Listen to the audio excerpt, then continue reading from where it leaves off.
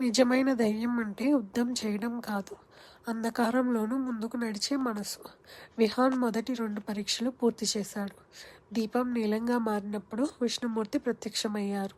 గంగలోంచి వచ్చిన నీడ అసురుడా దేవుడా అనే రహస్యానికి సమాధానం తెలిసింది. ఇప్పుడు 3వ పరీక్ష మొదలవుతుంది. ఒక వెండి గుహ, దాని లోపల దాగి ఉన్న ఒక దివ్య శంఖం.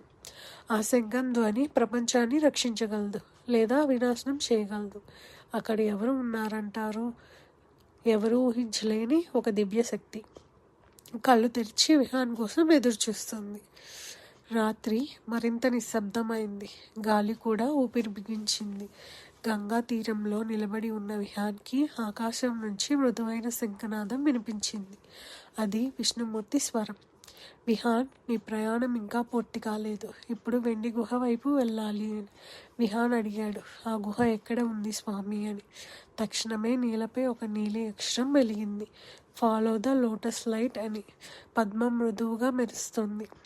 విహాన్ ముందుకు నడిచాడు. అతనితో పాటు ఇటీవల మారిన కాళింగుడు ప్రశాంతంగా నడుస్తూ వచ్చినాడు. కొద్దిసేపటికి వారు ఒక పర్వత తలుపు ముందు చేరుకున్నారు. అది సాధారణ రాయి కాదు, అది వెండి మెరుపులతో మెరిసే శిలాద్వారం. కాళింగ మృదువుగా చెప్పాడు, ఈ గుహలో శంఖం ఎవరికి దక్కాలి, ఎవరికి దక్కకూడదో నిర్ణయించేది గుహే అని. విహాన్ స్వల్పంగా వణికాడు. అతను పద్మాన్ని ద్వారం వైపు ఎత్తగానే ద్వారం సుస్పష్టమైన కాంతిలో తెరుచుకుంది. లోపల అంతా వెండి వెలుగుతో మెరిసింది. గోడలపై వజ్రాల్లా మెరిసే నమూనాలు, భూమిపై మృదువుగా నీలవర్ణ తరంగాలు.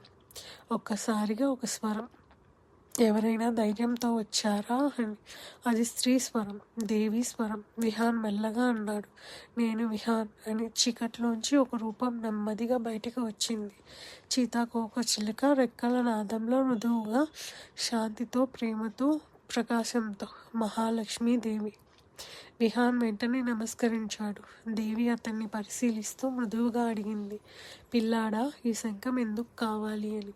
విహాన్ 1 నిమిషం ఆలోచించాడు. అతను ఇలా చెప్పవచ్చు, శక్తి కోసం, ప్రసిద్ధి కోసం, దేవతల ఎంపిక నిలవగడానికి. కానీ అతను నెమ్మదిగా అన్నాడు, ఎందుకంటే నా గ్రామం, నా ప్రజలు వారి శాంతి కోసం వేచి ఉన్నారు. వారిని రక్షించాలనుకుంటున్నాను అని.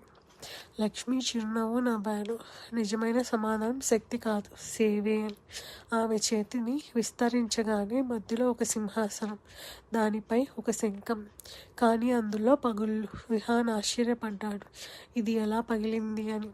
దేవి గంభీరంగా చెప్పింది, ఈ శంఖం నిజమైన పవిత్రతను పరీక్షిస్తుంది. నీ హృదయం అశుభం భావించింది అంటే శంఖం విరిగిపోతుంది. కాళింగ ఆందోళనగా చూడగా లక్ష్మి మాట్లాడింది, ఒక పరీక్ష, చివరిది. ఆమె విహాన్ని చూశారు. ఈ శంఖాన్ని తీసుకున్న తర్వాత నీకు అపార శక్తి వస్తుంది, కానీ ఒక షరతు ఉంది. విహాన్ శ్వాస ఆపేశాడు. ఆ శక్తి వచ్చిన తర్వాత ఎవరినైనా నీకు కోపం వచ్చినా